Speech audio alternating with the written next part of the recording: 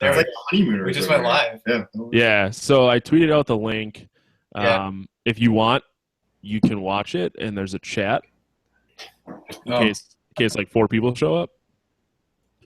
The Fantastic Four. They're gonna be fucking really cool people, I promise. All right. Yeah, I make the mistake of not muting it a lot, so. Yeah, there'll be a couple of times when Matt will start up and then all of a sudden say, "Oh fuck," and stop everything and try again. Yeah, I'm not the smartest person, all right? I've never claimed to be. Yeah, there'll be a couple of times when Matt will start up and then all of a sudden say, "Oh fuck," and stop everything. Yep. I'm not the smartest person, all right? I've never claimed to be. Yeah, there'll be a couple of times when Matt will start up and then all of a sudden say, "Oh fuck," and stop everything. Yep. I'm not the smartest person, all right? I've never claimed to be. There'll be a couple of times when I Matt muted will start up and then all of a sudden say, "Oh fuck," and stop everything. What the fuck is happening over there? We're inceptioning the insult that I just laid out on you. Oh, you know what? It's on. There we go. There we go. Sorry, guys. It was on Twitter. It was on Instagram. I was like, I muted it. I enjoyed the genuine look of fear on your face. Yeah, I was like, oh shit. Oh boy. I got a little sweaty doing that. Thanks for your help there, man. Yeah, sorry, no. I apologize. You don't have to do that. No, I'm just giving him shit. You're about to embark on a real shit show. I feel like our show's like that too. We make this bad for everybody. We will. People keep coming back, so we must be doing something right. That's awesome. What you're following right now? Like 7 people. Nice. Solid 7. That's pretty awesome. Solid 7 is something I could never claim. I got 8 on a good day when it's not cold out. Is that like you and a friend? That was a dick joke. Thanks, guys. I was like, these guys just don't appreciate a good dick joke. I thought you just meant men. I thought you just meant random dudes that you find at bus stops. I don't even know what to say. Little Cole, get in my truck. Follow the rules of the road. Oh shit, Corey, what are we doing for news? You should make that decision. That we should probably start this because I put news stories in. We can go as far with them as we want to. I've got more stories for tomorrow. Okay, picked out already. It's amazing. It's the 1st of October, so everything's really news heavy. That's for right now. So we should just milk it, like you and bus stop men. Heavy flows. Yeah. Cool. Well, if you guys are ready, we can. We are linking, but we're ready. Yeah, we're just linking some things up. Oh, that's fine. I just essentially took what you sent me, Mike, and made it a intro. So we'll just kind of roll with it, though. I'm good. Cool. I want to start recording then. What? Welcome to a special episode of the Podcast of Terror, a production of the Galactic Network. This is a podcast about all things scary. I'm your host, Matt Stein. With me, as always, is Corey. I jerk random guys off at the bus stop. Scott. Corey, how are you? Well, it's important to give back to the community, I think. Oh, God. That was great. For more on this podcast, including show notes, contact information, subscription links, you can go to gncast.com/pot. You can chat with us on our Slack channel during our shows at gncasts.com/signup. While you're there, you can subscribe to our newsletter as well. Podcast of Terror is very spoiler heavy because we don't give a fuck about anything.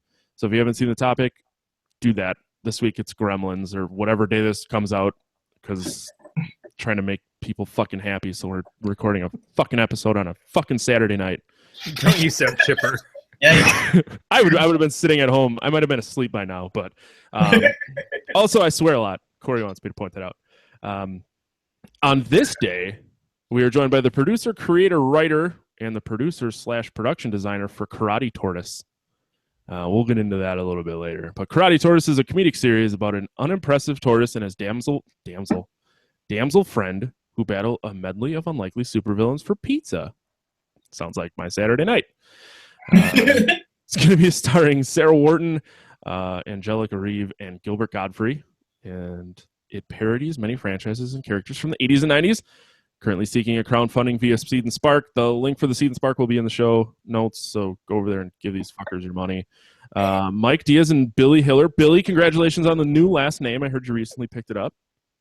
Thank you so much. It's like, what is he talking about? Since Mike obviously didn't tell you, but he kept emailing me. He's like, Billy. And I'm like, does Billy own a last name? And he's like, yeah, he just picked it up. But thank you guys for coming. Like I said, you do a thing called Karate Tortoise. So Thanks for talk more about Karate Tortoise, because I think it's fucking great. Thank you. Hey, thanks for the love, man. Really appreciate it. And we're really happy to be here. Yeah. How did it start? It all started with us just talking about. We were just shooting the shit one night, maybe or maybe not inebriated, and I thought, man, wouldn't it be funny if, like, you know, the turtles that do ninja were actually like turtles that do. What would a turtle actually? Ninja. You know, it's the worst animal you could choose is. Why would you pick that? A martial artist. And so we thought it was funny. We were shooting a bunch of stuff at the time, so then that led into us doing a short with prosthetics and kind of like, you know, the way they used to do stuff with prosthetics and puppetry and all that stuff. Practical effects, and then that turned into us being like, why don't we make a series? So we've been working on it for a while. Shooting in December. We just got Gilbert Gottfried, which is like a huge plus for us. He's going to play a supervillain named Rat Bastard. It's been quite a wild ride. Like, in order to even get to this point, it's been taking months in the making with just creating like a name and trying to reach out to just people and anyone that we can right now. Yeah, so we've got a Facebook Live show so we're on Seed and Spark right now, trying to raise our budget. We've done pretty well. We're going until October 13th. We just hit 20,000. Yeah, we have to get 24 to get anything. So we're close. Yep. Let me just pull out my credit card. Yeah, that'd be great. Thank you so much. Yeah. You can find my body somewhere in the city of Appleton after my wife murders me. But it's been fun. Yeah. No. Thanks for coming on our show. There's a penis joke there if anyone wants it. Mike kind of comes from Jack and Dan. He was recently on Worst Episode Ever, 90th Percentile, and, you know, like, Corey and I are big fans and of those two cocksuckers and their shows. So yeah, we are too. And they've been a lot of fun. And you don't have to lie. They don't listen to this. But maybe they will once. And then we had them on our Tourist Talk Live Facebook show the other night, and that's how we linked up. And it's kind of like blowing my mind that this is the thing you read about on the internet, and then here it is. You know, it's kind of crazy. Like, I was thinking earlier today, because I am fucking a loser, so I sat on my couch all day. But it's like the people that I have come across and the people that I've met just podcasting is kind of crazy. Obviously, I listened to Worst Episode Ever, and I was like, I'll see if they want to come on my shitty show, and they did, and that's awesome. Kind of went from there, and here we are. And there's some asshole in California, so we're here. I don't want to point. Hi guys. Corey and I have gotten kind of close in the very, very homosexual way. So it's really fucking cool. Anyways, I'm drinking, so you guys have that to deal with tonight.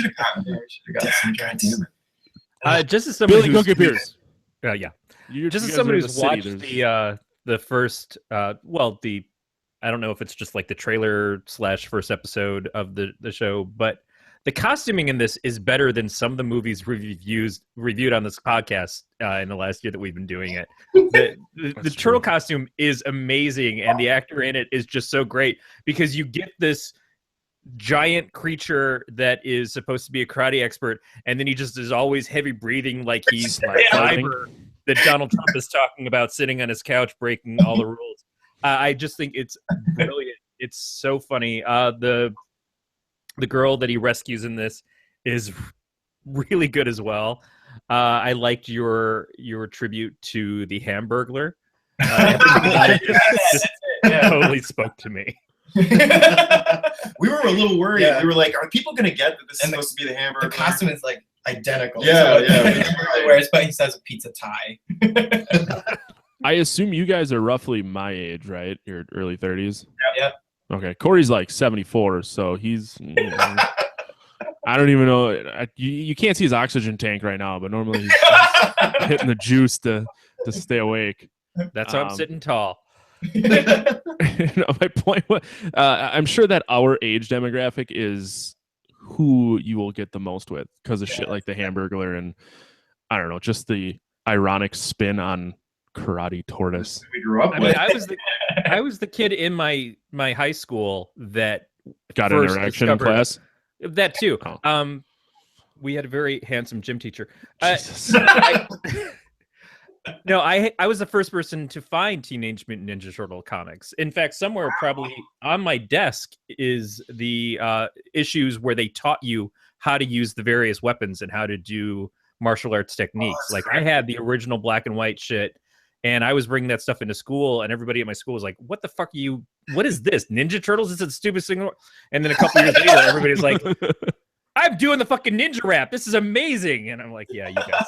Go Ninja. You saw the potential of Teenage Mutant Ninja Turtles before your classmates did. Yeah, and it still didn't make me cool. I gotta tell you, it still doesn't make people cool. It doesn't matter. Well, now I feel like it does. Like being nerdy is in for some reason. It is, but not true nerdy.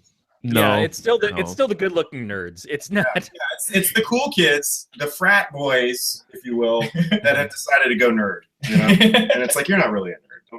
I'm waiting for fat to be in. That's my time. Dad bod all the way. Dad bod. Awesome. Well, thanks again, guys, for coming. Thanks for having us. Thanks for having us on. This is awesome. Yeah, that's the end of the show. So thanks for. Hey, that was We watched Gremlins. It was great, Pie. Yeah, it was all right. It was all right. We watched the movie.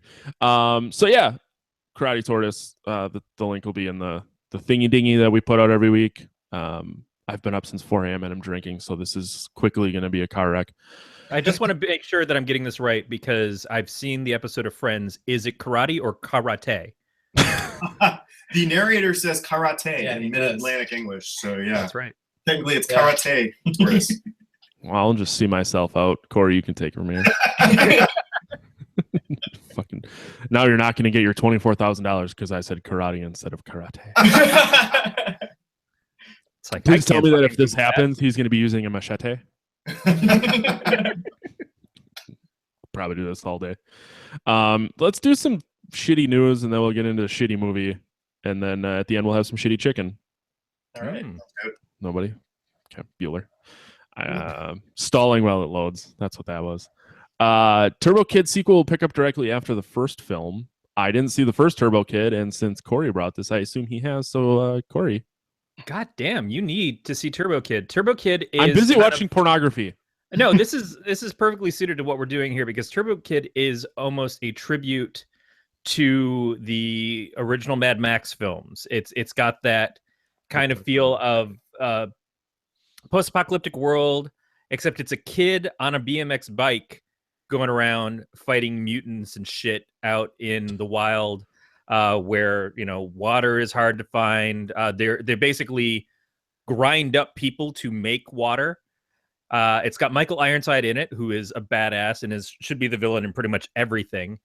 And he's hanging out with this girl named Apple, who we find out throughout the movie is actually a robot.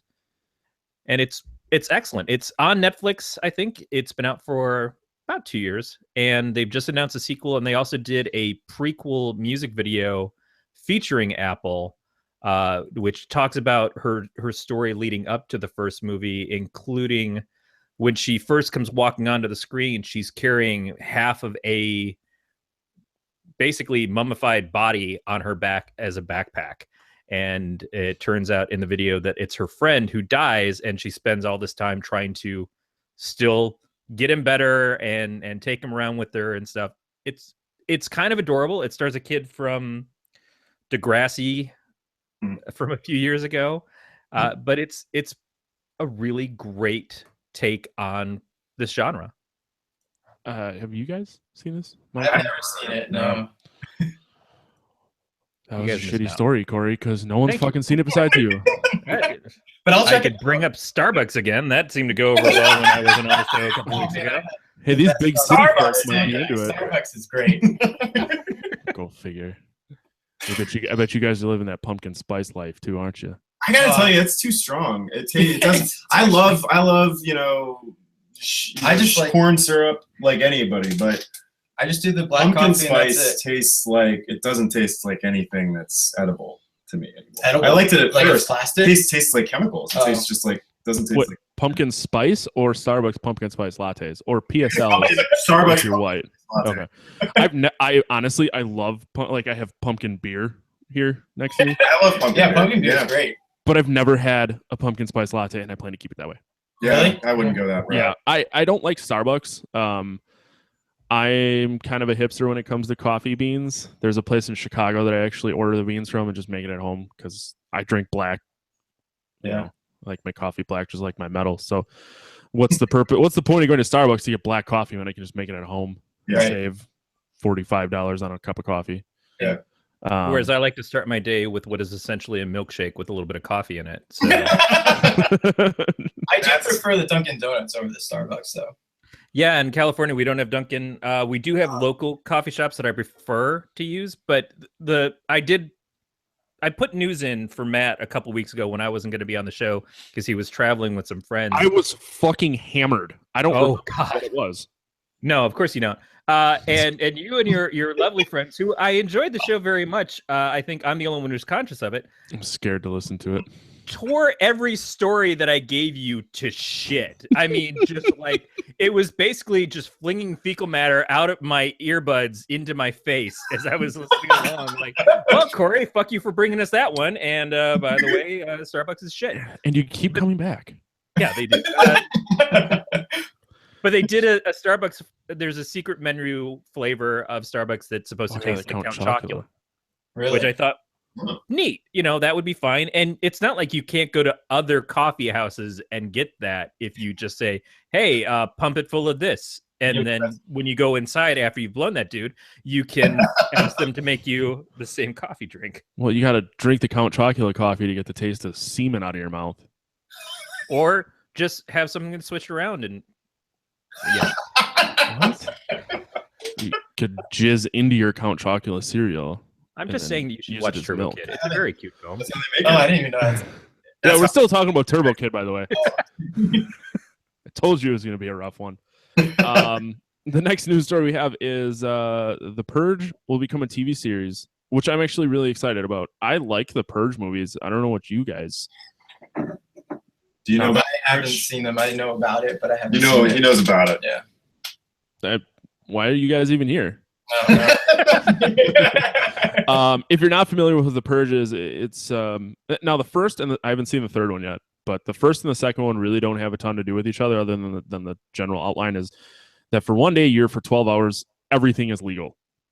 Oh yeah, I heard about this. Yeah, so people like use it as an excuse to murder people or break into houses, and generally the movies follow people trying to just stay alive or survive or whatever. The newest one has some political backstory about elections or some shit, so I haven't really gone out of my way to watch it yet. But a couple years ago, 2 years ago, 3 years ago, my wife and I went to Halloween Horror Nights at Universal, and that was when the second Purge movie came out, so they had like their little scare area, and it was a Purge one, and it was really fucking cool because people are wearing like the masks, and you just walk around, and there's, you know, unfortunately no one died, but yeah. I feel like some people... Way to let us downgrade America, wherever you were. Happened at Halloween Horror Nights, didn't Recently? I saw something on my news. We're from Orlando, so... We've gone to the Halloween Horror Nights a couple of times. It's pretty cool. So wait. You guys, you don't currently reside in Orlando or just in New York right now, correct? No, we live in New York, but we met in high school in Florida. Oh, okay. For a while in Orlando, and that was like the thing everybody did. Yep. You had to have like a Disney or Universal pass in order to... It's like in your backyard. Of course, you're going to have it. It's like New York City. Yeah. And that was like a bucket list thing because I'm in rural Wisconsin. Yeah. I got some cows and cheese. What is the other kind of Wisconsin, by the way? I only There's know cities. Really? Are you sure? Do they count as cities to the rest of the world, or are they just like Wisconsin's versions of city? There are 3 cities. One has a football team. One has Pabst Blue Ribbon, and the other has a high crime rate. It seems like those 3 things go directly with each other. Yeah. You should just combine the cities. So, funny story. This is what this podcast has become.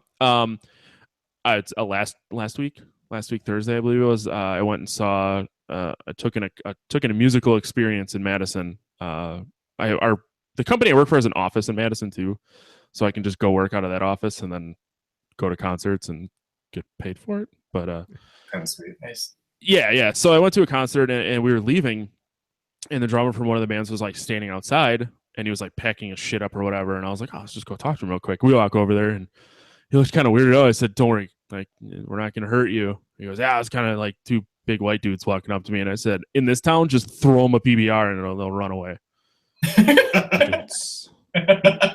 Madison's super hipster. Like you can buy PBR like 32-ounce cans. Everyone's got a slouch beanie, and neither of you have slouch beanies on, right? Good. Yeah, take it off real quick. I feel like if PBR is your national pastime at your state, then fuck you for insulting Starbucks. It's enough of a thing that the place we went to eat, their dinner special that night were PBR fish tacos. Oh God! Yeah, like I'm all for a good beer battered fish taco, but PBR is like, just roll it in a dry turd, then deep fry it. Still tastes better.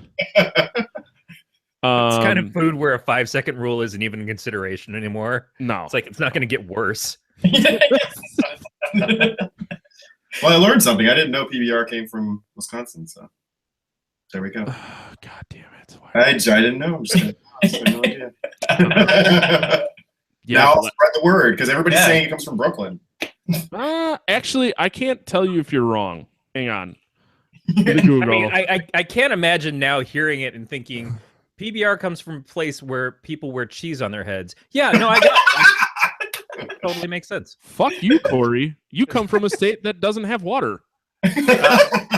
No, I come from a state with a lot of water. I moved to a state without any. I'm from Michigan. Pabst Blue Ribbon was founded in 1844 in Milwaukee. I almost positive wanted to just double check, but also Blatz is in Milwaukee. Blatz is what happens after you drink Blue Ribbon? After you drink Blatz, you get the shats. What are we doing? Oh, The Purge. It's going to be a TV show.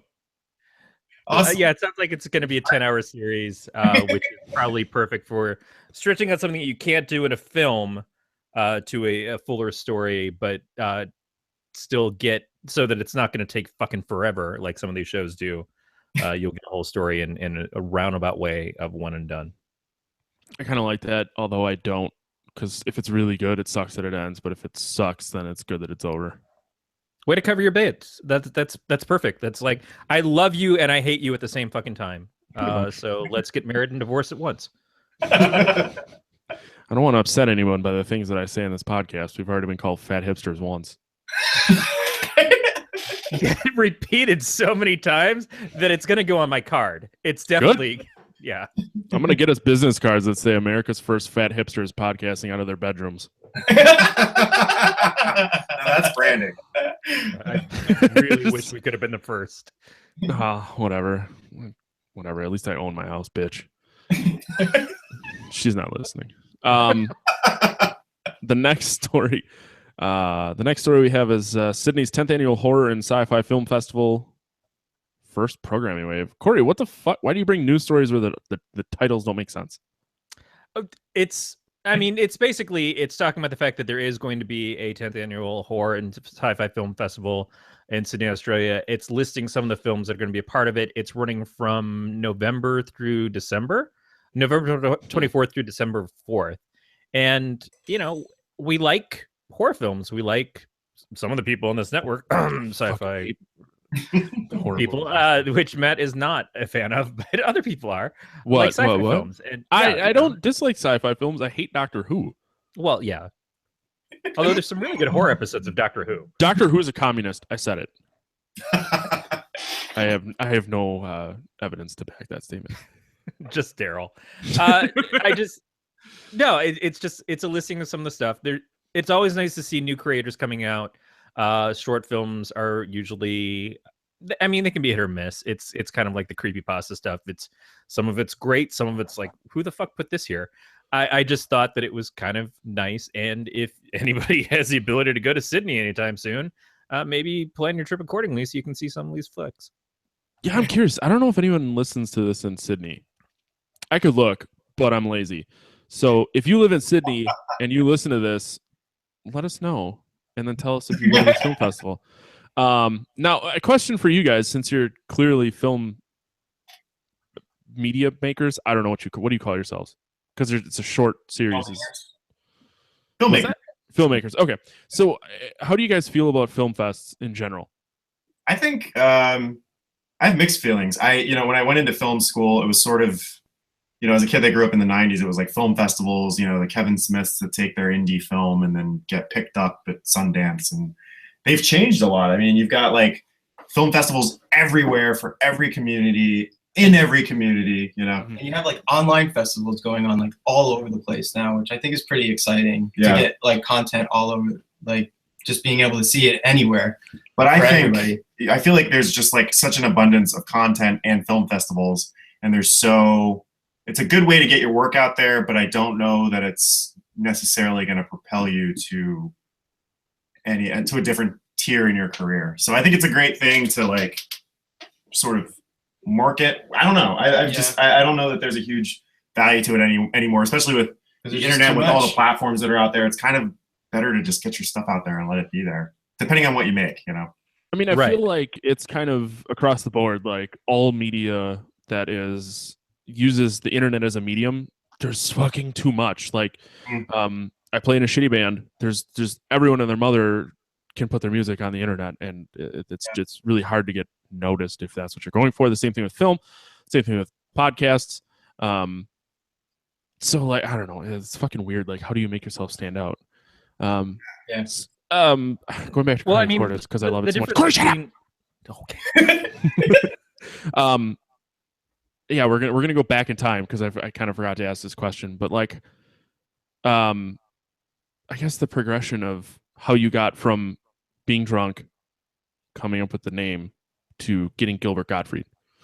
It's been We actually the other night we were like, how the hell did this happen? It's kind of been a blur. It was just fair enough. Constant creating. Like everything that we've done is a constant creation of just talking to someone and like coming up with an idea and then executing it, and then coming up with a project while in the middle of a project and executing that. Always knowing what's next. And it's just taking those steps to just get bigger and better, and like more and more people start noticing, and it's just a snowball effect at that point. The big thing the reason for Gilbert and having, like, we hired a casting director to reach out to talent, right, to bring talent into the project. And obviously we're reaching out to a very specific tier of talent that are relevant to the project, that are, comics and sketch and improv and all that stuff. But the reason is like, if you're, there's a huge slush pile, everybody's making web series, everybody's making stuff. And one of the last remaining ways to get noticed, which was the original sort of marketing tool for film, was to get a name in it, to sort of get people's attention. So it's been a lot of work to get there, to get to the point where we could ask him, and then getting him to sign, and and having content prior to that, like, so people can see, like, no, we're actually making something, not that it's just we're just making something out of the blue. That's so fucking cool. I wish I could do a Gilbert Gottfried impression, because I imagine you call him and you're like, hey, Gilbert, you want to do this thing? And he just screams, okay.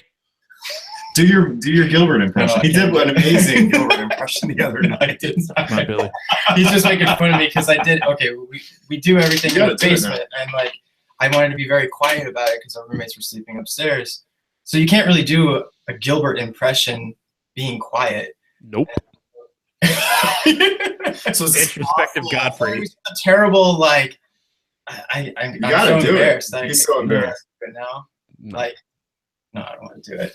I've gotten naked on worst episode ever. You can do a Gilbert Gottfried impression right now. What? You want me to do a Gilbert Gottfried?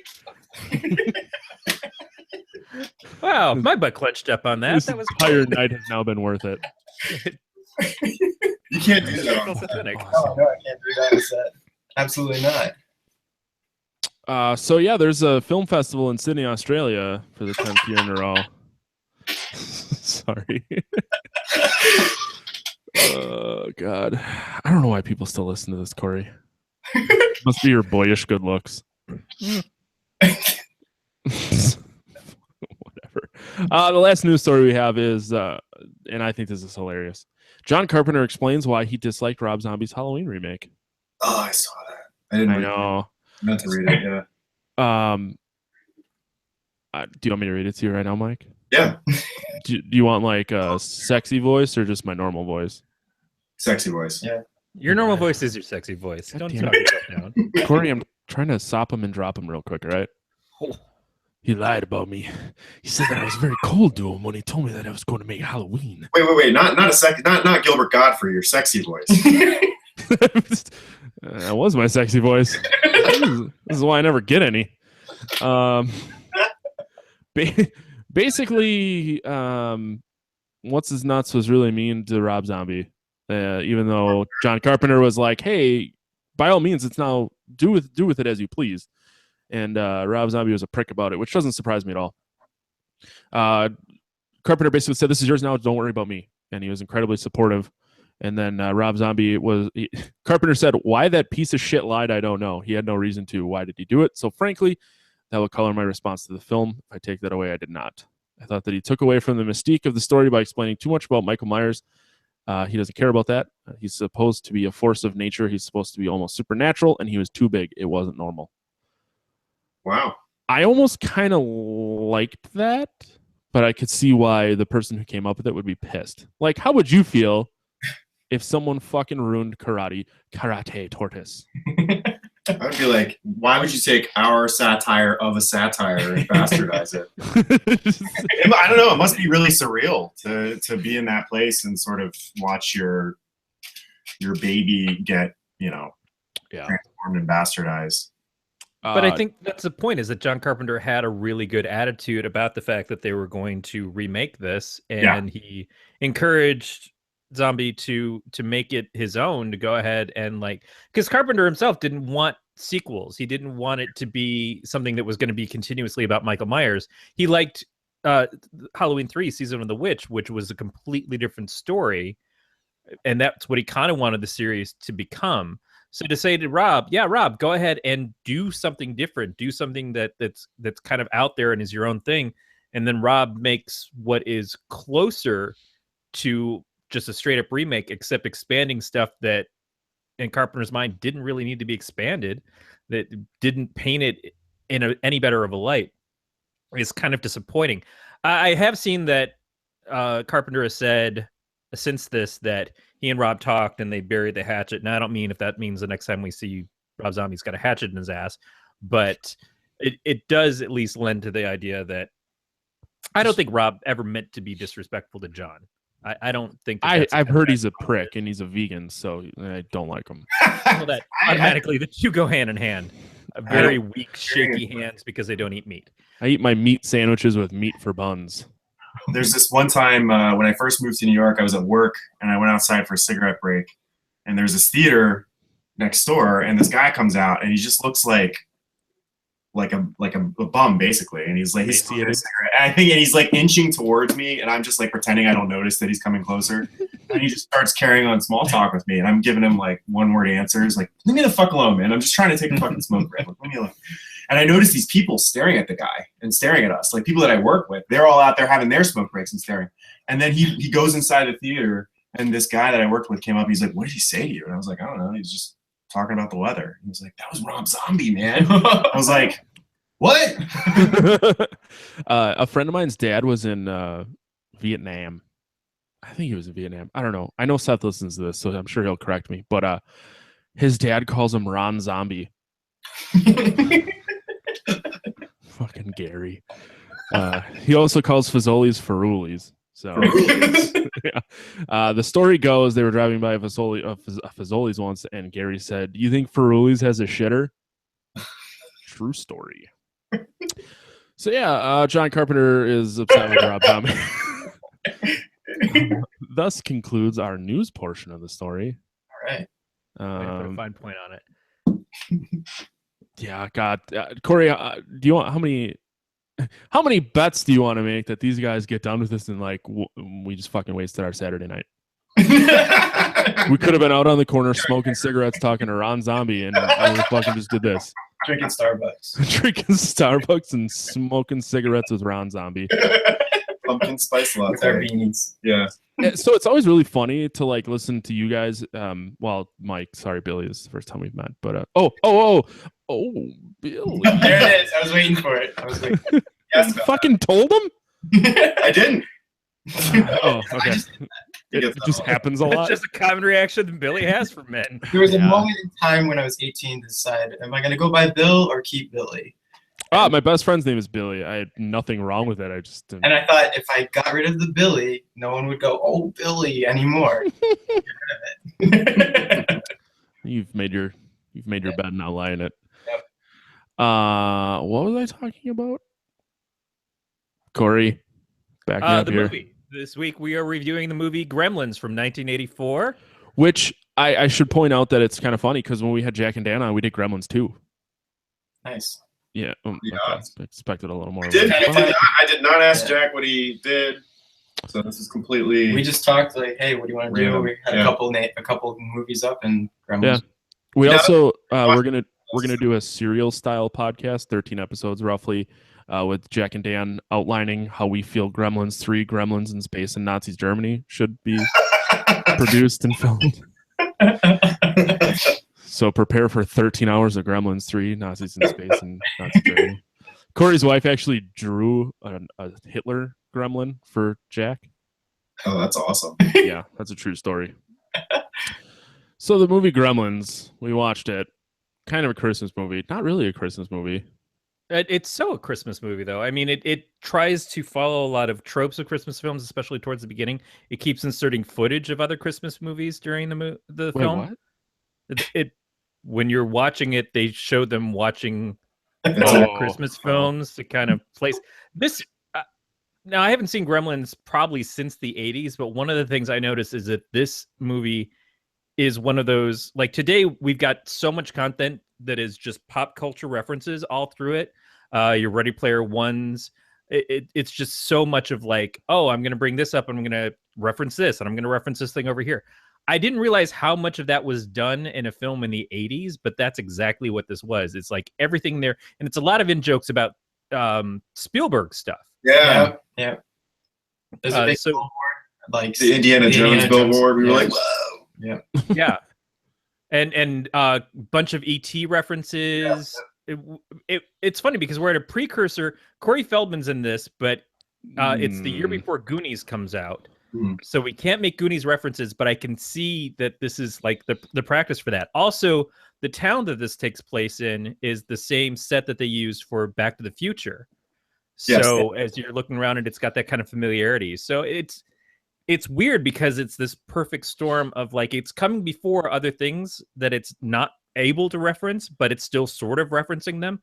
And then it's referencing these things that had just recently been coming out that were already in the cultural zeitgeist enough that you watch this and you go, oh yeah, Indiana Jones, and oh yeah, E.T. How does this shit just happen? But because it was Spielberg, it's okay to do it. Yeah.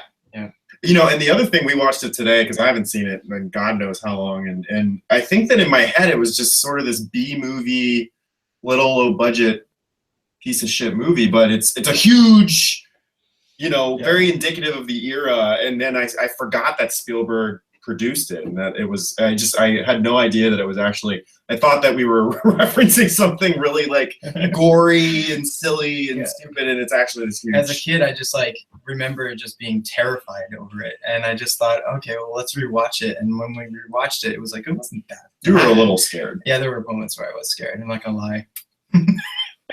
Serious, Billy? Do you need a hug? It was the moment when she's she kills all the gremlins. Yeah, when the mom is at home and she walks into the living room and the gremlin is in the tree, but the moment just before he was like, "Oh God, this got me then and it's getting me now." Because you don't know, it's just getting to me. I think the only part that got to me is when the dog is strung up in the lights. There's something about hurting animals, dogs, that really upsets me. Yeah. I collectively hugged all 3 of my dogs. Would that even be okay nowadays to have that? That's true. I don't know. I was saying that the woman who was trying to go after the dog. One, it's such a throwback to the Wizard of Oz, which is another thing that it felt like it was referencing. But 2, I'm like, you're the reason there's a PETA.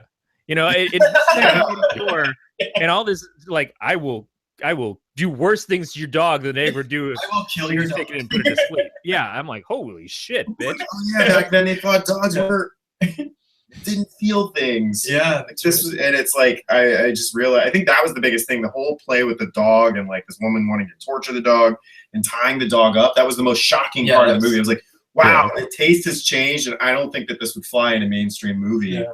It's interesting. Plus, you have 30 cats in her house too, which is another thing. I like how you can't hurt animals, which I'm for, but Megan Fox and her toe thumb still get work. I watched the newest Teenage Mutant Ninja Turtles earlier today. I just want to punch her. Yeah. Cut her fucking thumbs off. She'll probably grow them back because I'm pretty sure she's not human. And that's why in 20 years there's going to be a people for the ethical treatment of Megan Fox. All right. And none of her directors are going to be in that. No. Yeah. So this movie was kind of, it walks the line between being a comedy and being a horror movie. And as I understand it, and I'm not sure how much of this is true, but I've seen rumors that the original script was much more a horror movie. And for instance, the mother was supposed to die. When Billy came home, her head was supposed to come rolling down the stairs towards him. And I think they even kind of reference that in the sense that when he comes in and she's being attacked by the gremlin, he chops the gremlin's head off and knocks it into the fireplace. Yeah. I think Corey Feldman's character was supposed to be killed. There were a lot more deaths that were supposed to be involved. It wasn't made to be as much of a comedy. At the same time, I was surprised at how much of this was so over the top silly that it makes Gremlins 2 seem less ridiculous. Yeah. Because everybody talks about how Gremlins 2 was just like, oh, well, they're just doing this. It's like it's lost all the value of the horror film and it's just silly now. I'm like, yeah, but the first one was really fucking silly. Yeah, like the whole bar scene? Yeah. It just got out of hand. How have we not talked about Corey Feldman's music and his Today Show? Because no one's talking about Corey Feldman for his music? I am, because it's horrible. I know Dan stood up for him, and I don't know if you were involved with that, Mike, but he thinks he's, which I don't disagree with, but he thinks Corey Feldman is. Yeah, he thinks he's got a screw loose, and that's why his shit was weird. Like when he went on the Today Show and sang his songs and did his dances. I mean, it's a little like Tom Cruise-y jumping on the couch kind of. Right. Yes. But my point is, if you do shit like that, if you go on the Today Show and sing your horrible fucking music, you have to expect that people are going to make fun of you because your music sucks. Yeah. It's like when Kanye does anything. Literally, he opens his mouth, people make fun of him. Yeah. But the difference is that Corey Feldman is a guy who can make an album, go on TV, play his song, have fucking Snoop Dogg rap in his song. Well, Snoop Dogg will do anything for a large enough bag of weed. So bad. Yeah, I mean, he's had a level of success that allows him to do whatever the fuck he wants and have strange women that are essentially betrothed to him in some way and have to dress up like angels around his house. Like, the guy is nuts, and I get that he's nuts because he was a kid in films in the 80s. He was probably like Charlie Sheen. Well, yeah. But I think Feldman, being younger, went through probably worse shit than Sheen ever did. Sheen's shit was self-inflicted. I think Feldman and Haim, he's talked about it, they all both went through shit that was not self-inflicted. It came from directors and other people were putting them into films, and just like there was no oversight for these kids. You look at the Different Strokes kids, the shit that they went through, all this stuff gets revealed later on. An awful lot about Corey Feldman. Because my name is Corey. And since we've established it's not my real name, the reason that I chose the name Corey and spelled it the way that I did is because of Corey Feldman and Corey Haim. If you named yourself Corey right now, you'd probably spell it Quorreeiey. Yeah, but it would be pronounced Fred. I'm going to spell my name KHJRL. It's going to be Kevin. So Gremlins, it's a movie about. So I think Gizmo is really fucking cute, and I want one. Yeah. Just roll my face on them. No, you're not. That was. I don't want one. Really? I feel like it's just bizarre that they brought this creature in. They have no idea what it is, and they're just like petting it like a cat. Yeah. Like, who does that? Or like the scene where the gizmo gets wet and the things are popping out, and then they go back to People the would comic freak books. out. Yeah. It's like, Yeah. whatever, And you the know? science teacher's like, "Oh, let me just see Run what some we can tests on run it." some tests on this at 3 a.m. Yeah. Can I keep one? Sure. I've got a half dozen at home now. You go ahead and take it. It's like, no, first of all, he's taking it because he wants to do experiments on it. What kind of fucking dick are you, Zach? Well, I like how the dad is like, everyone's gonna want one. Like, dude, this thing just fucking shot babies out of its butthole. And you can think about us selling them to children. Shit, I just got a dire weasel in Africa. Don't fuck it, but everybody's gonna want one.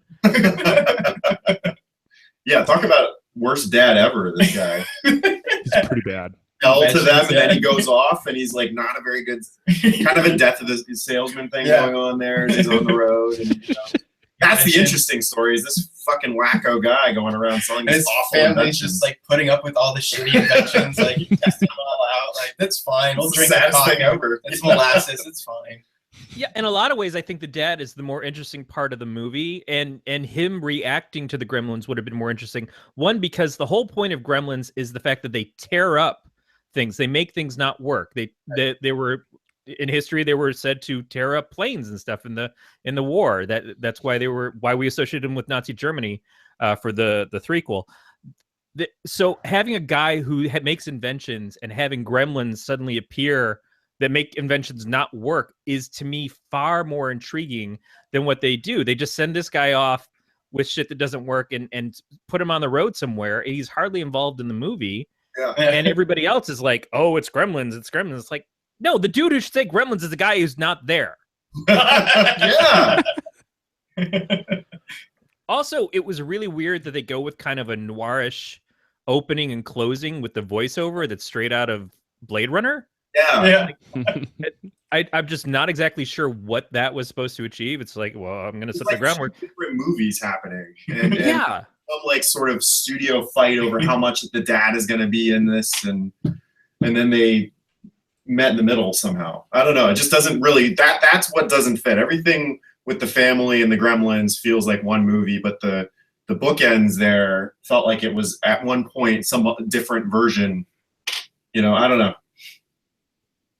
Yeah, I think that it starts out and it looks more like Blade Runner or the opening of, probably not Raiders of the Lost Ark, but Indiana Jones and the Temple of Doom. It just has that kind, because it goes to Chinatown and he's being led around by this young boy who brings him into a shop and then says, well, Grandpa's not going to sell it to you, so fuck it, give me $200 and I'll steal it from my grandfather, who won't beat me into a corner after you leave when he finds out. Like, what are these things that you're selling me? Oh, they're little boy parts. They'll make your stamina go up. And then you can win in a debate. Where can I get those? It's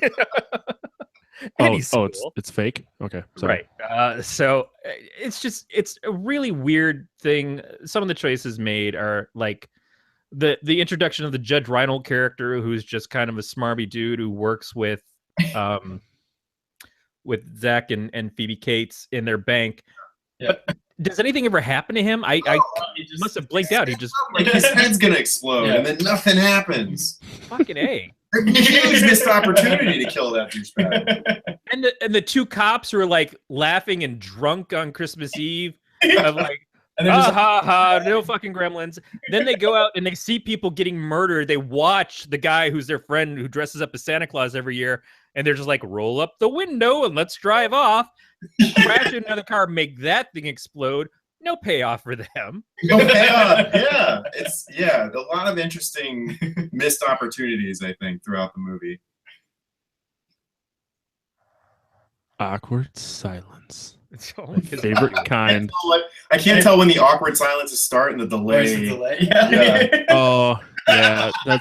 That's the downside to doing these things. If you're listening, and I don't remember if I said this, but Mike and Billy, I do remember their names, are in New York. I'm in Wisconsin, and Corey is in California. So we literally have created a giant dick across the entire country of internet connections. And if Daryl were here, we could jizz all the way into her mother or the Queen's motherland, or whatever the fuck he wants to call it. He's in the UK. Queen's motherland. The Queen's mother. He was on last week. That sounds a lot more dramatic than United Kingdom. I'm gonna go there and just get off the plane and go, the Queen's motherland, and abruptly be arrested because my dick will be out. So I'm trying to think of shit that happened in this movie. I literally played FIFA 2017 the entire time I watched it, so I don't remember a whole lot. Did you ever have a What's up, Billy? Did you ever have a Furby? No, I'm a straight male. First of all, don't lie. The Furby exactly, or just from that, I feel like it looks exactly like it, and it's just kind of, And why didn't they, when they made Furbies? Why didn't they get the license for the Mogwai? Exactly. The Mogwai was the toy.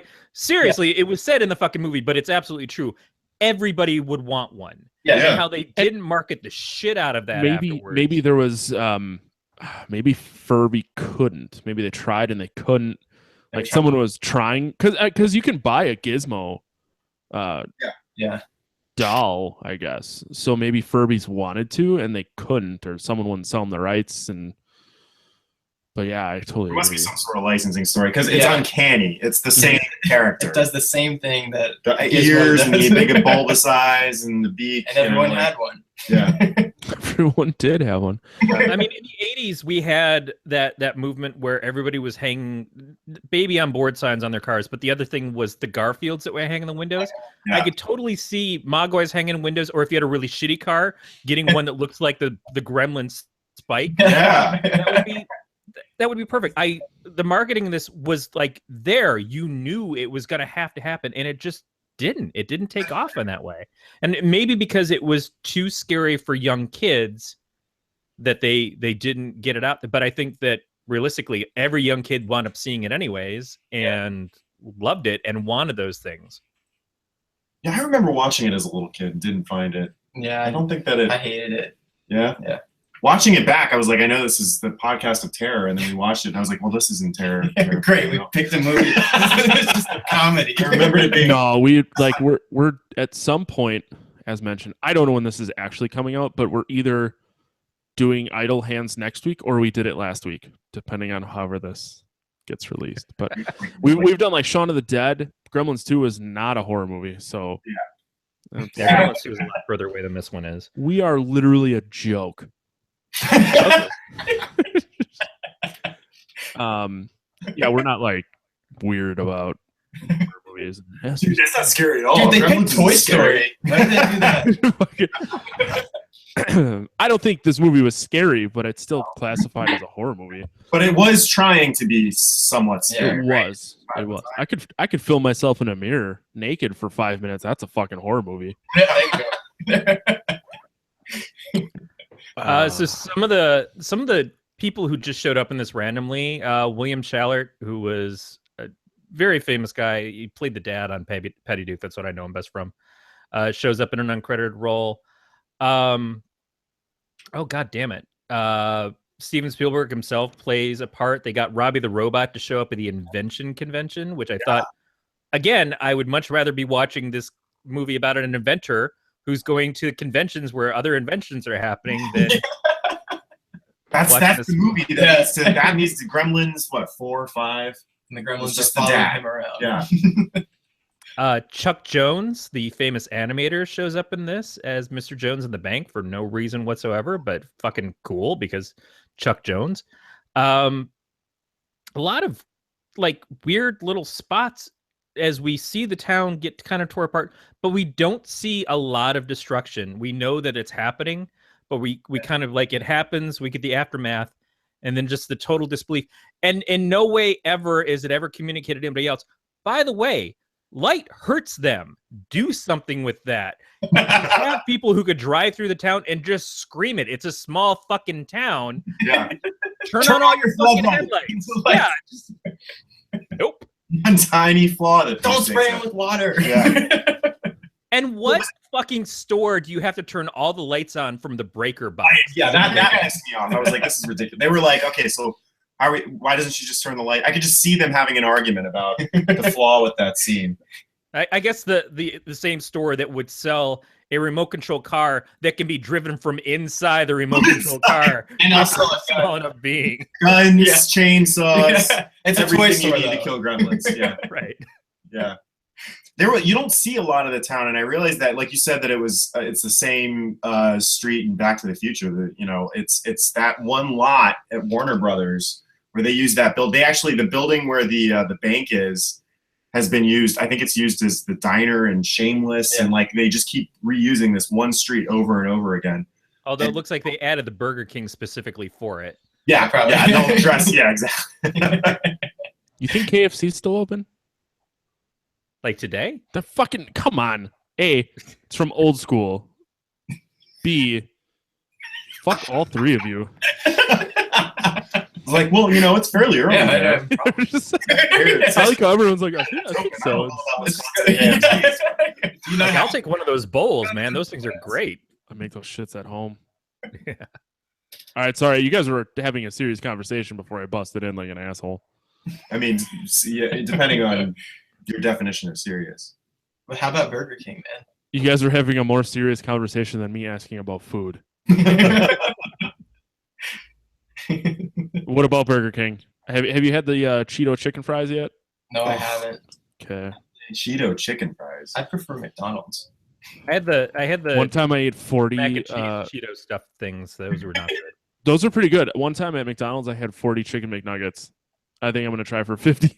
So you got the 220 piece and you just sat there and ate them all? The one by my house doesn't have 20 pieces anymore, so I had to ask for 4 10 pieces, and then one lone grown fat man with a beard pulled up. I was like, I'll take those. Did you have the sweet and sour sauce with that? I'm more of a the Thai chili sauce. I was sweet and sour sauce growing up, and then they introduced more than just sweet and sour barbecue.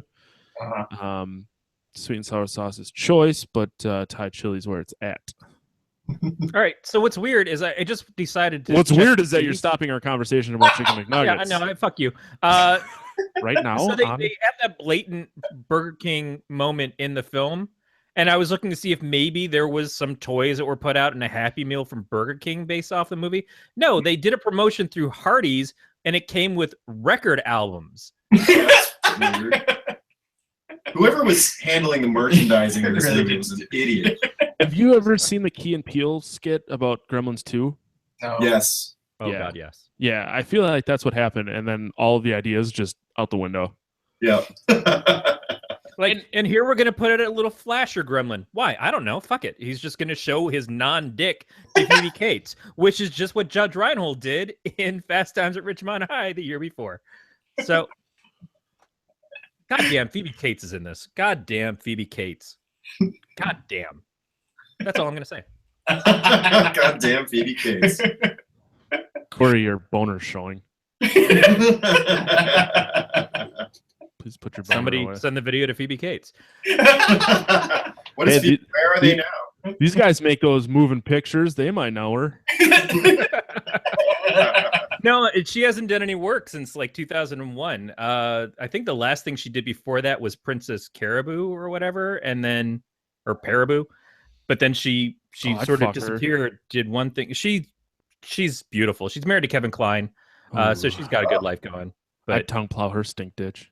That's how poetic of you. You got to make eating a butthole sound better than eating a butthole. I didn't realize she was in Drop Dead Fred. Yeah, that's. I mean, she was like hit 80s girl for a while. I was trying to get away from the fact that I was chewing on a butthole. Do you think sweet and sour sauce would taste good on a butthole? Yeah, I think it would probably help it a lot, right? And I'm sure the person would appreciate it more than the hot chili sauce. Well, it's like sweet but spicy. So maybe if the sweet hits the butthole before you get the spicy, it will not burn your poop chute. Man, I haven't heard the word poop shoot. I'm gonna thank you for reminding me. Well, in Wisconsin, we get the words a little later than you big city folk. That was so 4 years ago. Yeah. Where Matt lives looks like the town in Gremlins. We have a Burger King. We do. You too. Confirmed Burger King. Wow. It's on the up and up. It's actually so. I guess quick funny thing ish. The city I grew up in is smaller than the one that I currently live in, so I have like more fast food options. But they closed both the Sonics, so I currently have a strongly worded. I fucking love Sonic, and I moved here, and then they closed both of them. Oh, he's just out to get me. Sonic is just it's not everywhere. We had it in Florida, and I they remember opened when that one, opened. and that was like the rage. Everyone wanted to get a job there. Yeah. Did you guys have Whataburgers in? I think it's a Texas thing. Came relatively late in high school, I think. I went to school in Tallahassee. They had Whataburgers there. It was amazing. Whataburgers are so fucking good. I have the guy who's actually one of two guys that's on our show either next week or the last week that we're talking about Idle Hands with sends me their spicy ketchup. In the mail? Really? In the mail. He mails me spicy ketchup. Has it already been applied to his butthole and he's just scraped it off for you? Or does he put it in a loop or like a box? It's in a box. You fucks. He duct tapes it shut, make sure it doesn't squirt on accident. Is that what he does with you? No, god damn it. Just one packet? No, like it comes in. You can buy it in a grocery store. Oh, okay. It comes in a squeezed ketchup bottle. I didn't know you didn't know that. Right. Yeah, had I known you didn't know that, I would have prefaced that instead of sounding like he sends me a Ziploc baggie, a gallon Ziploc baggie full of spicy ketchup. He's just sitting there at the self-serve ketchup pump, just like squirt, squirt into his hand, and then gonna have to leave, into a bucket later. Don't worry, it's for a guy in Wisconsin. Oh, okay, go ahead. We get it. We understand. He lives in like deep South Texas, so I feel like weirder shit happens there than someone filling up a gallon baggie with spicy ketchup. They got bigger fish to fry. Like the Mexicans. Speaking of spicy ketchup, so Howie Mandel does the voice of Gizmo. That's my really? section. Yeah, Howie Mandel does the voice of Gizmo. Peter Cullen does one of the Mogwais, and Frank Welker does Stripe. So between Peter Cullen and Frank Welker, we've got both Optimus Prime and Megatron from the Transformers series. I like Megadeth. Yeah, well, no, they also are in disguise. Megadeth were the voice of the female in Gremlins too. Okay. But yeah, Howie Mandel, who I think at that point in time was pretty much just known for St. Elsewhere, did this really cute little voice thing, went on to do Bobby's World, and I used to love that show. Yeah. I think it was maybe Bunsen Honeydew on Muppet Babies, or no, maybe it was Skeeter or something. Was he always a germ guy? A germaphobe? I think it was later because I want to say I remember him having hair in the. Oh, he definitely had hair. He had like an afro. Well, before he started shaving everything, which was just a function of this. Everything except the soul patch, which is where you catch the most shit. The most, yeah. Food, sweat, and everything. All right that ketchup. Here. Yeah. Sweet and sour sauce. Sauce right here. Hey, Howie, you got some sweet and sour sauce in your soul patch, homie. Tastes like Grandpa. I'm gonna borrow that one too. You're welcome, guys. You really changed, Mike. Will probably not help your campaign at all, but you got some tit sayings out of it. Yeah. Some tit sayings. Yeah. So Howie Mandel. Howie Mandel. Are we still talking about Howie Mandel, or have we moved on? I think we could. What was it? Guessing. I can't even think of the game show that he was. Deal or No Deal. Yes. Yeah, Deal or No Deal. Yeah. Was that the last thing he really did? No, he's one of the judges on X Factor. Oh, that's right. Yeah. So Deal or No Deal was the last thing he's really done. Or not X Factor. America's Got Talent. The same thing. Same thing. I could repeat myself, but people don't know. Just rewind 30 seconds. It's so memorable. He had with the audience members when they came out. Like, did he like just do the fist bump with them, or was he just like, "Thanks for playing the game"? I think it was a fist bump because he was very vocal about the fact that he didn't like shaking hands. Yeah. But he didn't want to be a dick, so I think that's where his fist bump came in. My old boss used to not like to shake hands. I remember when after my interview, I like reached my hand out, and he was like, I don't do hands." I was like, "This is mortifying." And you just kind of really lower your zipper and like, well, whatever works for my raise. I don't know. Yeah. It'd be great. Someone if you else's hand, and you're like, "What's wrong with my hand?"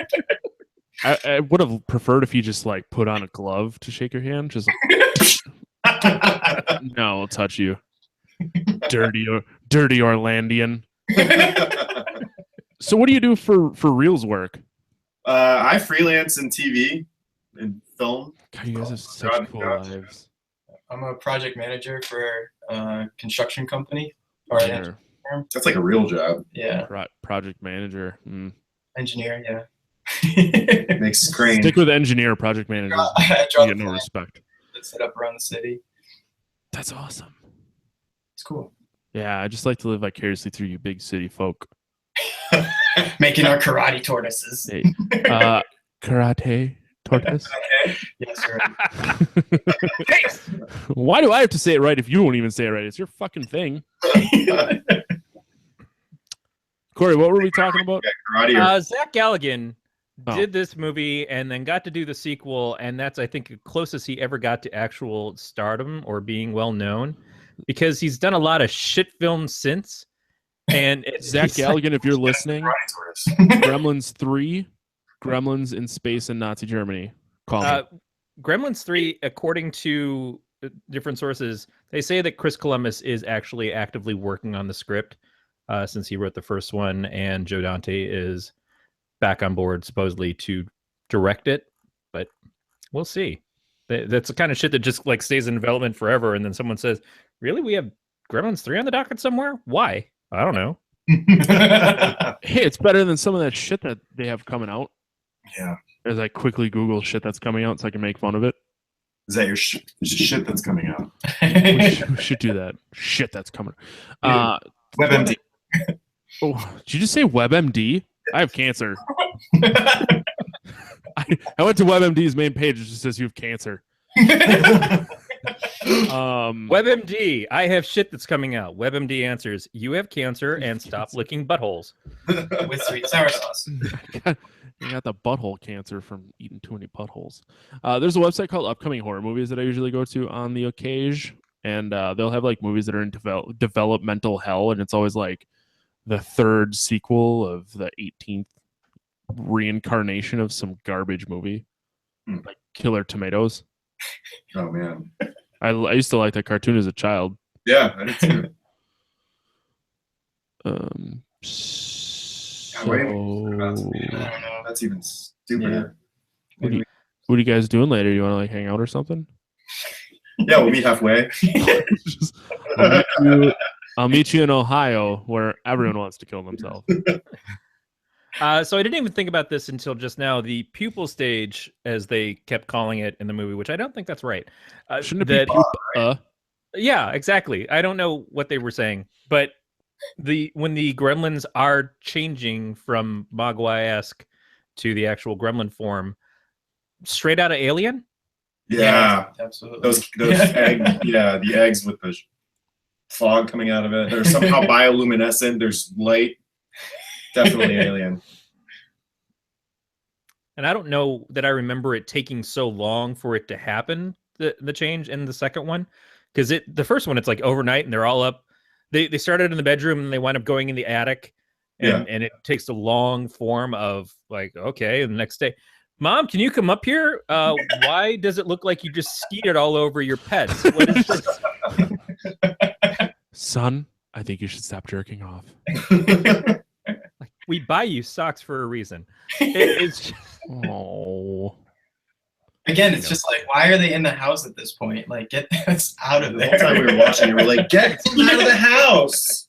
And my concern, someone chewed through my alarm clock, so I don't know what time it is. First of all, you have no clue about anything in your life. You are watching TV. You can tell what time it is just by looking at the TV. That's how I did it for years. Also, when the gremlins were running around in the snow, wouldn't they be multiplying then too? Right. Oh, shit. Logic, son.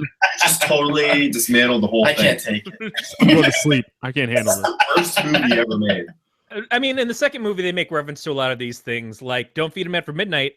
So midnight, what time zone? And does that mean you can never feed them again if it hit midnight once, or what's the case?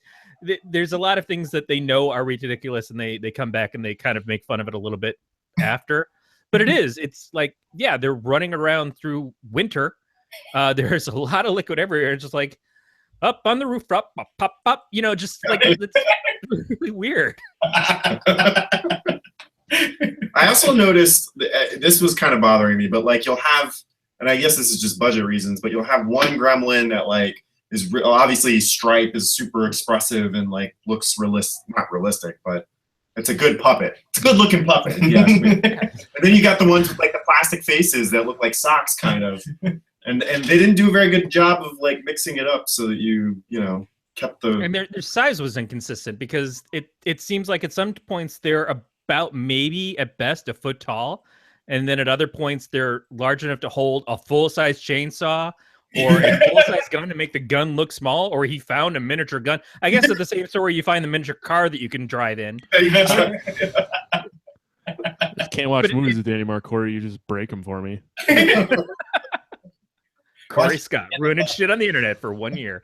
Watching it again, I felt like I was picturing just like a guy with a puppet and like maneuvering it and wondering like how that played out, because it's all puppetry and animatronics, so that would have been really interesting behind the scenes. Yeah, I mean it would have been probably better if they got somebody who was actual puppeteers like Henson, but I don't know if Henson would want to do such scary shit. As far as he went was like the Dark Crystal, which had a little bit of off-world stuff, but this is a little bit much. Yeah. I think he didn't want to do Ninja Turtles, the first Ninja Turtles. Like he was like very much like, this might be a little too dark for me. I heard in the documentary, and that was pretty interesting. Should have stuck around waiting for Secret of the Ooze. That's a good ass film. Especially iced tea. Vanilla ice. Something vanilla ice. Some ice. Jeez. Just combine the two. Combine vanilla ice and iced tea. It's lemonade. Vanilla tea. Vanilla tea? That's my rap name. Vanilla tea. There's your trademark. You heard it here first. We're dropping hot fire soon. By the way, I just realized the reason why they had Chuck Jones in this is because he did the Warner Brothers cartoon about the Gremlins. What? Not based on the movie, but the old Bugs Bunny cartoon with the Gremlins in Germany, like tearing shit apart. Oh, I've never seen that. Does it look like the Gremlins in Gremlins? Or not even a little bit. Not even a little. Probably a lot cuter. I'm Googling it right now. But this was real mythology, right? I mean, this was something that was it a joke, or was it something people were actually concerned about during the war? It was something that people, I think, just like any kind of superstition, they probably believed in. Matt might be able to do an episode of Weird World Weekly where they talk about it. Remind me when I'm sober to do that. So never, ever in a billion years will that happen. Yeah, it's one of those cartoons you probably won't see a lot of times on TV because it actually has Hitler in it. So wait, like real Hitler or a depiction of Hitler? Yeah, I mean like Hitler is a character in the cartoon. I feel like Hitler's probably a character more often than you think. Well, yeah, but I mean, it's not like... by that statement, I feel like I need to clarify. Like, I feel like Hitler should 0 times be a character. So if he's 1, that's more times than I think. Nice. Not that I think like Hitler should be on TV 25% of the time. I am not Jack Bacone. I do not think Hitler is a great man. You mentioned that the other night, saying that accidentally. Did he also raise his arm and say something in German? Being ironic. See, Kyle. Was he eating a bratwurst with sauerkraut? With his reading Mein Kampf all at the same time? Fucking Jack. He won't listen to this, so he'll have no idea we talked about him. I can't believe he ate a cricket on tour. Yeah, that was amazing. Wait. What? We eat crickets for money on our show to try to, get the contributions going in. So we have these roasted crickets, And anytime anyone contributes $15 and says let's eat a cricket, then we do it. And then like we had guests on last week, the first wave of guests, friends of ours, and they were like, we'll eat crickets, and then people paid and they ate crickets. And then Jack did it. And I was like, we actually talked about it. I was like, I don't want to like make him uncomfortable. Yeah. We're not gonna do crickets. They want to do it. And then he like mentioned it offhandedly, and somebody was like, and gave us the money, and he was like, and I was like, you gotta do it. You said you would do it. And then he did it. So it's not like it was a bologna sandwich or anything. Exactly. I was like, you don't want to eat bologna. You're not going to want to do cricket. And then he dropped it on the ground. He dropped it on the ground. So the man who will not do his dishes without microwaving his fucking sponge ate a cricket. Microwave sponge for 1 minute. It's 90 seconds because I did it a few times, and I'm like, I wonder if Jack's onto something. Really? Yeah, kills the germs. Kills the germs, huh? That's what he says. But whatever, fuck it. I just clean my dishes with cheese on the sponge. You just clean it with cheese and beer. With a lump of cheese. I just dump beer onto my sponge. So you can have something now. Cheese. PBR cricket. I'm gonna make PBR battered. Yeah. PBR battered fried crickets. Yeah, it's the new protein. We should make those. It's green. We have an Amy's around the corner from us, and I'm pretty sure that might be something that's on the menu there. I bet it is. I've never heard of Amy's. Clearly, the three of you have. Amy's does the organic frozen foods that are usually vegan related. Burritos and all that stuff. Oh, so it's a bunch of weird people. You walk in and they're just like, I'm vegan. I assume none of them ever worn shoes in their life, but at the same time, it is quite popular. And it's right next to the In-N-Out, which makes perfect sense. You posted a thing about In-N-Out. I want to get to the bottom of this. Have you guys, Mike, Billy, have you guys eaten In-N-Out? Yes. Yeah, I love In-N-Out. I never have. I'm like a poor black child that's never eaten In-N-Out. Is it as good as everyone? Like, I have buddies who, one of my best friends lives in Kansas and was in he toured in a band for a long time. And anytime they would go anywhere near an In-N-Out, he would eat it. Is it that good? Was the band Kansas? Because that would be excellent. No, the band was called the Cast Pattern. That's where the name Infant Stomper came from, Mike. We'll be recording that tomorrow in Times Square. Are you really? Fuck yeah. I had when you said you did it, I'm like, I have to now. I had no choice. I literally was like trying to figure out which one of your things I wanted to give you enough money for, and then when you said that, I'm like, it's happening. Yeah, we like it. We're having fun with it. It's almost like people don't react enough. Yeah. Because it's so New York, Well, you're in New York, so it's like, oh, it's just another fucking guy screaming names again. Another guy, like the last time we did it, this woman's like screaming about comedy club. You like comedy? Comedy? We're like, we picked this square first, lady. Yeah, we were like making like a perimeter. Like we had the camera and everything, and everyone's looking like, what are they doing? Filming a pornography. Yeah, right in Times Square. It's bound to happen sooner or later. Live internet pornography in Times Square. I think you guys are onto something. Sounds like $1 billion operation there. Yeah. $1 billion operation. $1 billion operation with legal fees to match. Sponsored by PBR Crickets.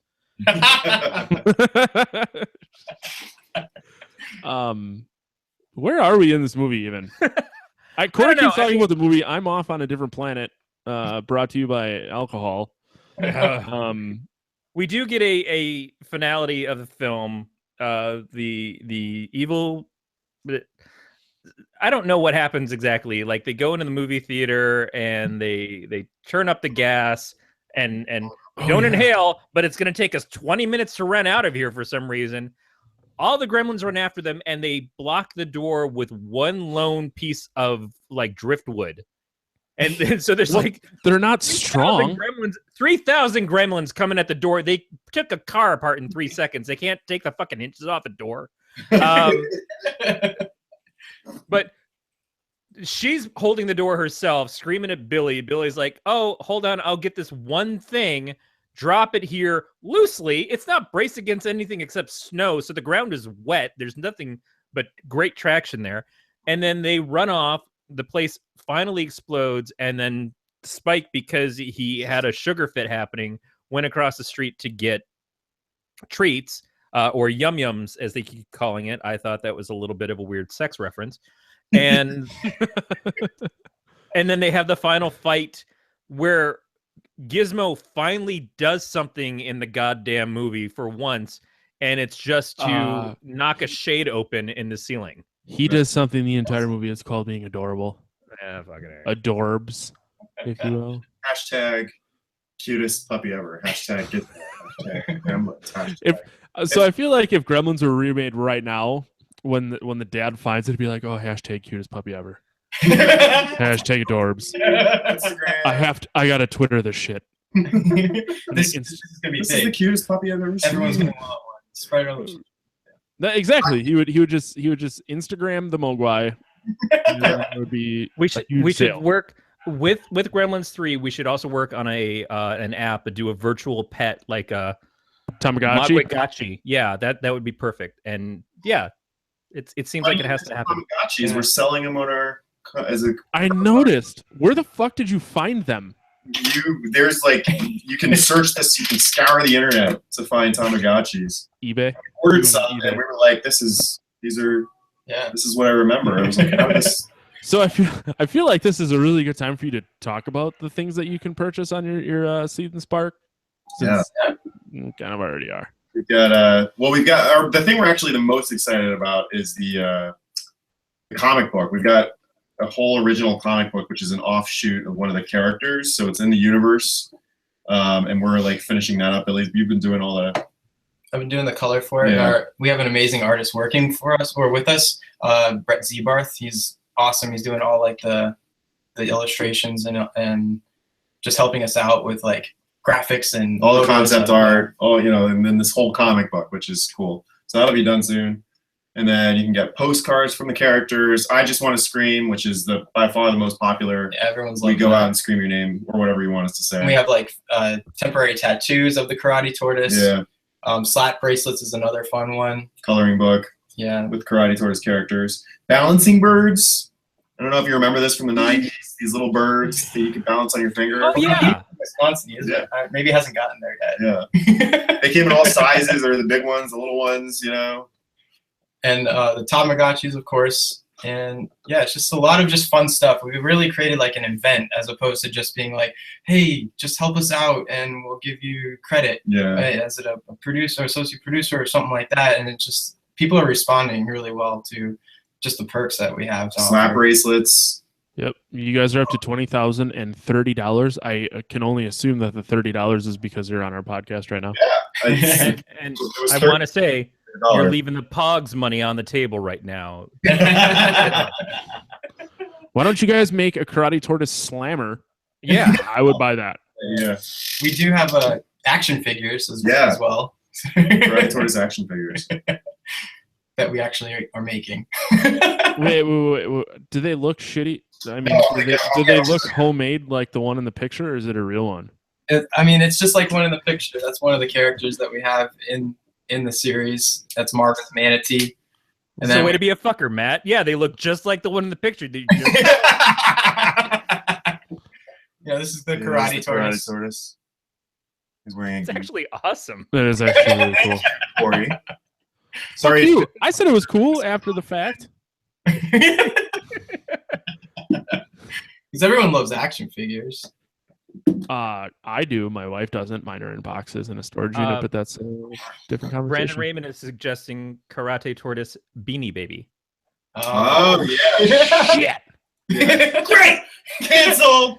Redo the whole thing. Redo the whole thing. Down the road. Well, you can't tell me that you couldn't sell those after the fact, because I'm assuming you're going to release this on Laserdisc, right? Yeah, definitely Laserdisc. We want to send it to all the biology classes in America from 1996. What was the Magnavox? It was the Philips CDI or whatever that they had out for a while that had that really shitty Zelda game. Wait, what? There was a shitty Zelda game? Oh, the worst. It was almost as bad as the cartoon series. It was. I own that on DVD. Fuck you. Yeah, that's good for you. It was. Now I understand so much more about your personality. There was a Christmas present, you prick.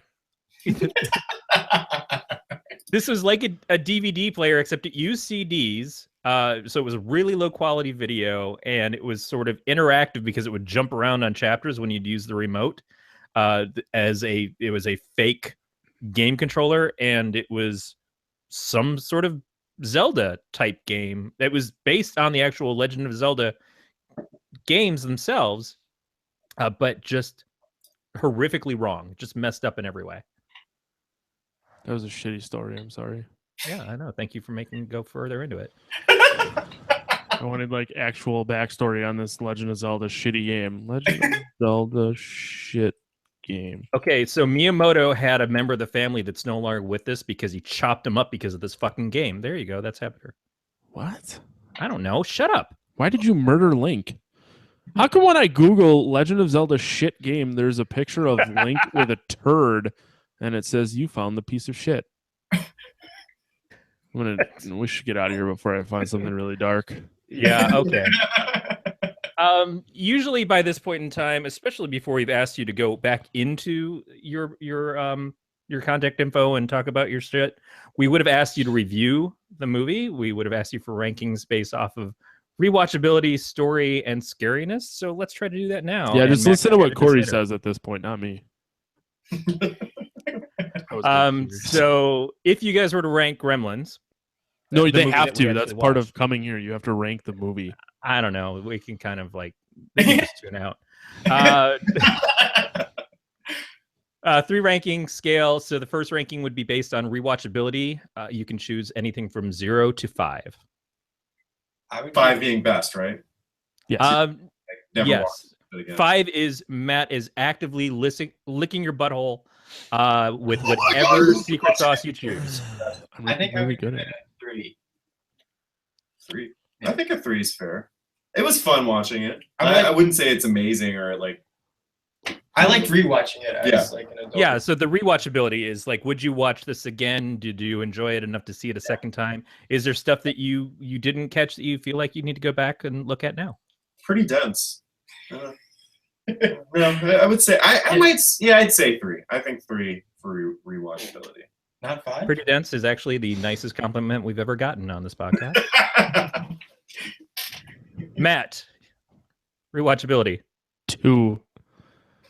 Okay. Sorry, Brandon just called me a sweaty drunk, sweaty stink ditch digger.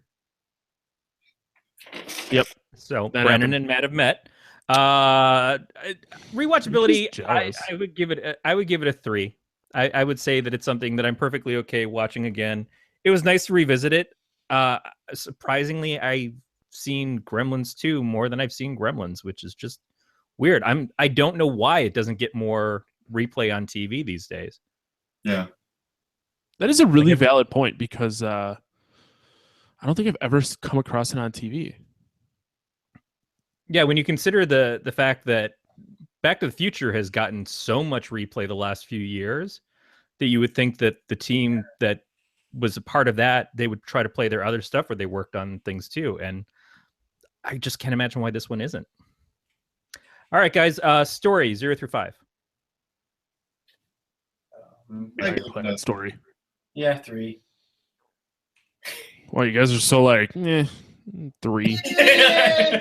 It's no Karate Tortoise, but you chose this movie. You brought this mediocre shit to us. KarateTortoise.com is the other mediocre shit. Let's say the whole purpose of you picking the movie is so that we have something to talk about. And you guys are like, this movie kind of sucked, but I don't know. I haven't seen it. It's not like I watch it every week. Obviously. Yeah. No Gilbert Gottfried, so right there. We all know Mike's going to go into his Gremlins bathroom and take his Gremlins towel and sit on his Gremlins bath mat. Go down the street. If he shits into his Gremlin toilet, does his shit just multiply right there? Yeah. Yeah. Yep. Just pops out little striped pellet turds. That's how I get new beanies. Matt's got a stripe in his underwear. Matt, your story ranking. Bad diet. 2. I'm gonna agree with you actually. I think a 2 just because it seems like it just goes too far all over the place. It's not coherent enough. I think that there was something that there were missed opportunities, and it would have been better if they'd been a little bit more concise with the story. If it wasn't like Inventor Dad gets this for his kid for no fucking reason and then takes off into the night, and then the kid who's paid no attention to the rules and expected to follow them at a moment's notice for this thing he didn't even ask for. Thanks, Dad. Remember how I wanted a car that worked? Nope. All right, fuck you.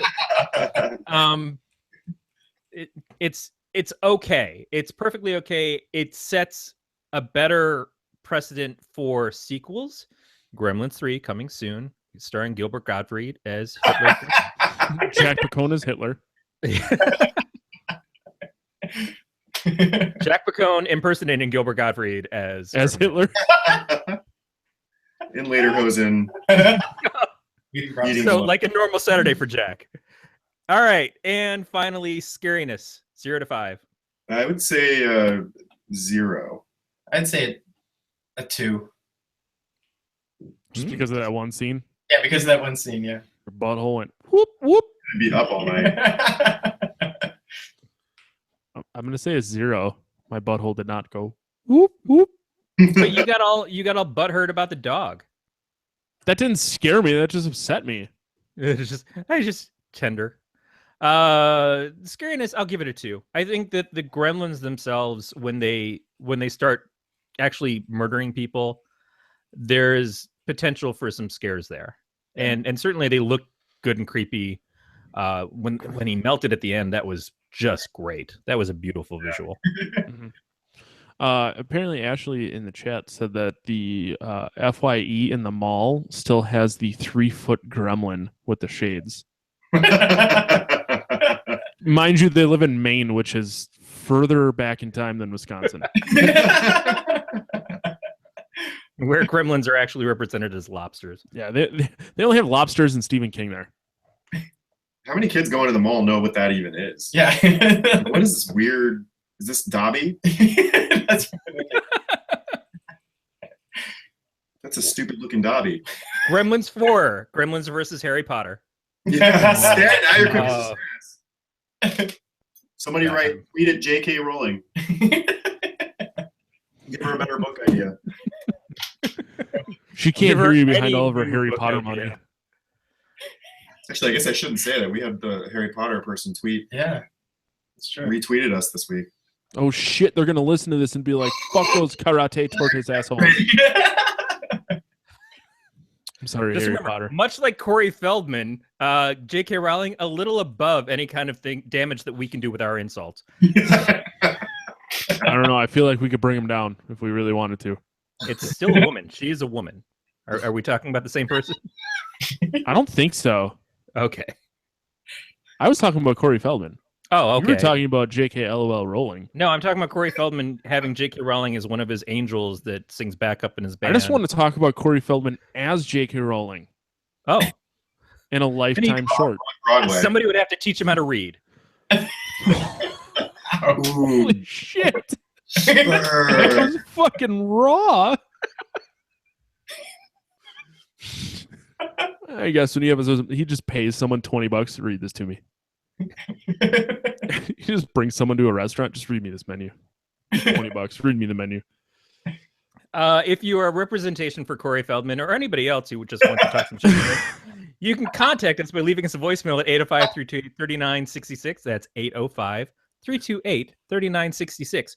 Or email us at PoT@gncast.com. You can leave a message on the website as well. It's simply put, we want to hear from you. Let us know your favorite part of the show, your least favorite part of the show. Let us know what you think of Karate Tortoise, because it's kind of fucking awesome and you should check it out. Please follow the show on Twitter and Instagram at Podcast of Terror, and subscribe to the podcast via iTunes, Stitcher, Google Play, or any of your favorite podcatchers. We're pretty much everywhere. We're like an infection or Gremlins. All subscription options can be found at gncast.com/subscribe.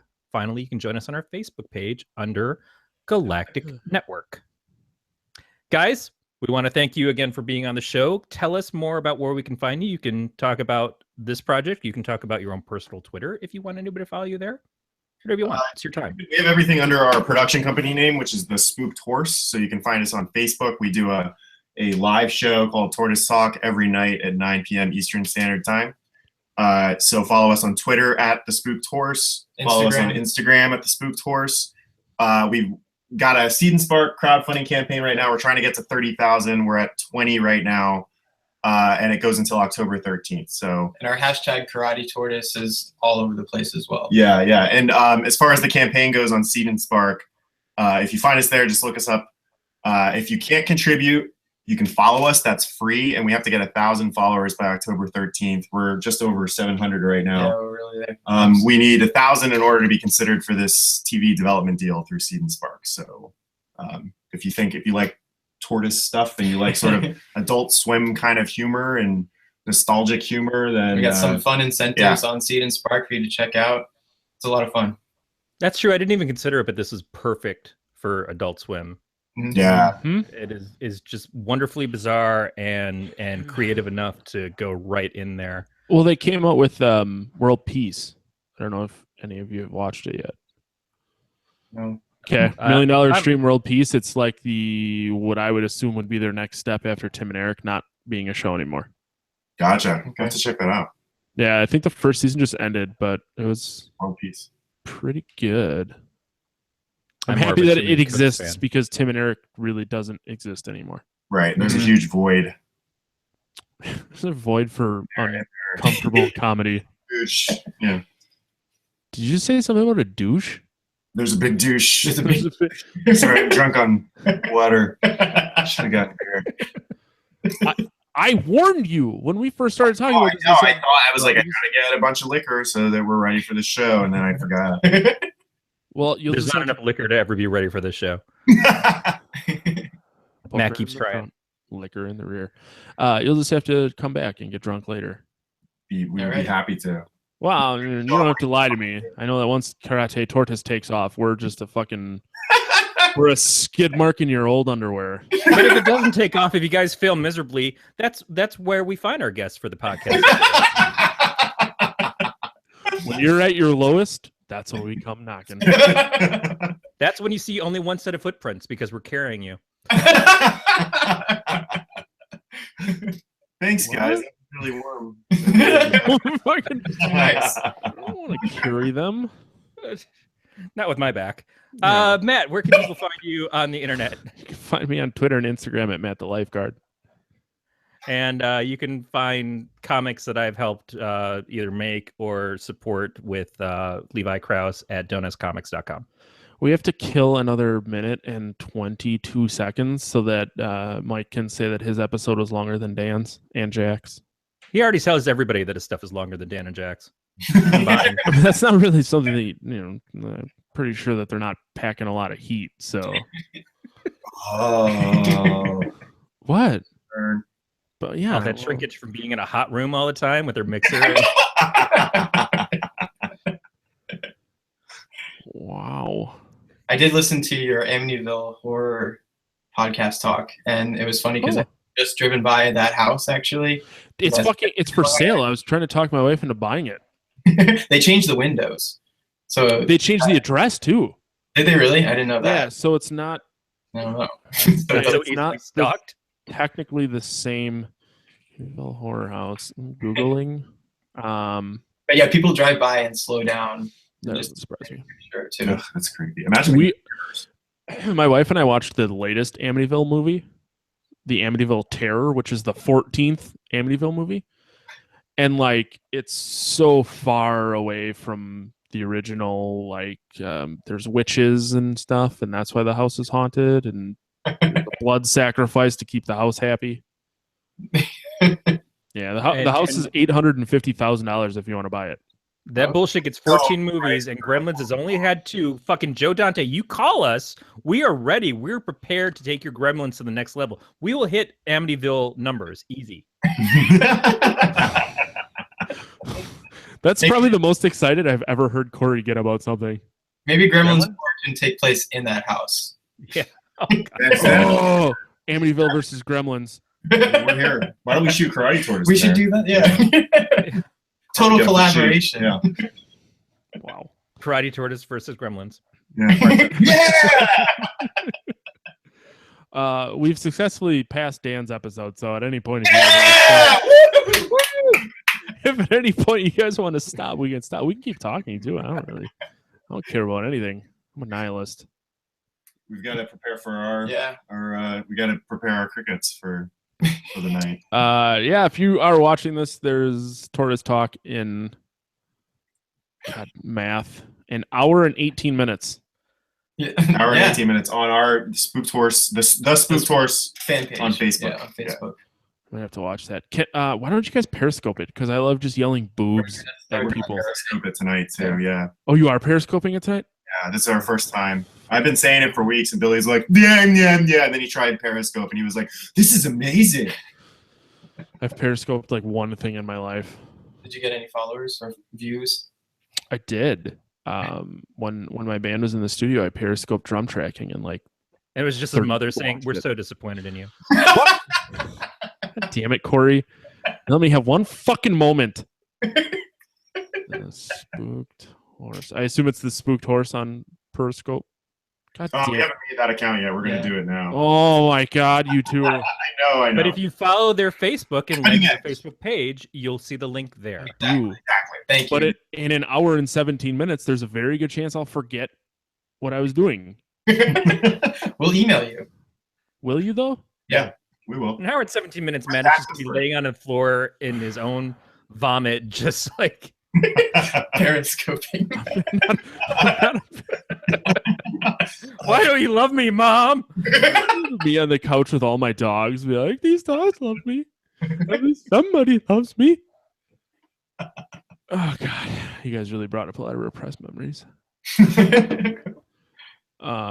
Yeah, so for the two people that are in the same time zone as you two that are currently watching this and in the chat, go to Tortoise Talk. Go to Tortoise Talk. Do you guys give do you do like Tortoise Facts? Yeah, we do Tortoise Facts. We do games. We have guests. They eat crickets. Do you have guests? Do you have guests tonight? No, on the weekends we don't because everybody wants to go party. They don't want to come over to the nerd's house and except us. We're down. You should find better friends. Yeah. We got some.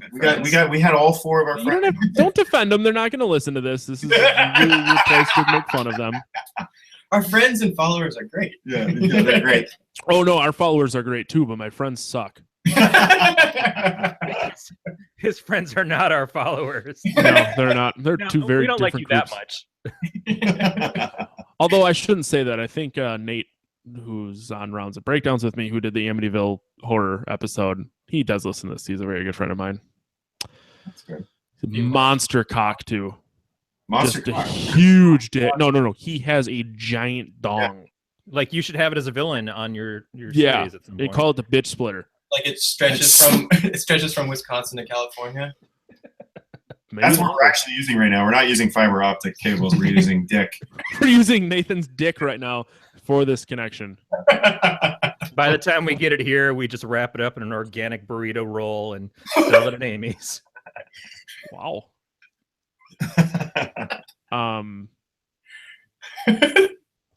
Now I've got Van Halen's "Everybody Wants Some" stuck in my head. I don't even know what that means. I think that's going to do it for this episode. Thank you again, Billy, Mike, for taking the time out of your night to hang out with us, especially on a Saturday. We're recording this on a Saturday if you didn't catch that the first 13 times. Yeah, it's awesome. You don't have to lie to me, but thank you.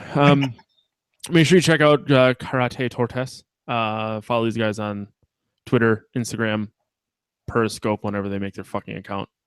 Of course. Just follow Billy in his window. We don't even know where his posting bushes. is. By the time we do, Periscope might not even exist anymore. It's a new platform. They don't even. They think we're actually. I'm not even recording this. This is not even a thing. This is how Matt warms up to masturbation. This has just been one long refractory period between times Matt's tanked it in the corner. It's like Speed. I taped a picture to my camera of me sitting here, and then I just go and jerk off in the corner while you guys talk about stuff. I put a beer bottle in my butt. Yeah, that's what it is. Is it weird yet? I keep getting my microphone really wet. I think my scariousness ranking just went up by a point. Cool. Well, thanks again for listening to another episode of the podcast. It's here, Mike, Billy, for the 14th time. Thanks, Corey. Go fuck yourself, and we will talk to you guys next week. Thanks, guys. Thanks, guys. All right. So we're still on. I guess, Brandon, Ashley, thanks for taking the time out of your lobster-filled nights. Rushing home. Brandon rushed home, and Ashley had to He fight with claimed he was YouTube to running, watch. but I don't know about that. I wouldn't say running. I don't know what he does in his free time. But we really appreciate it, guys. Yeah, I'm gonna stop the thing. I'm stopping it.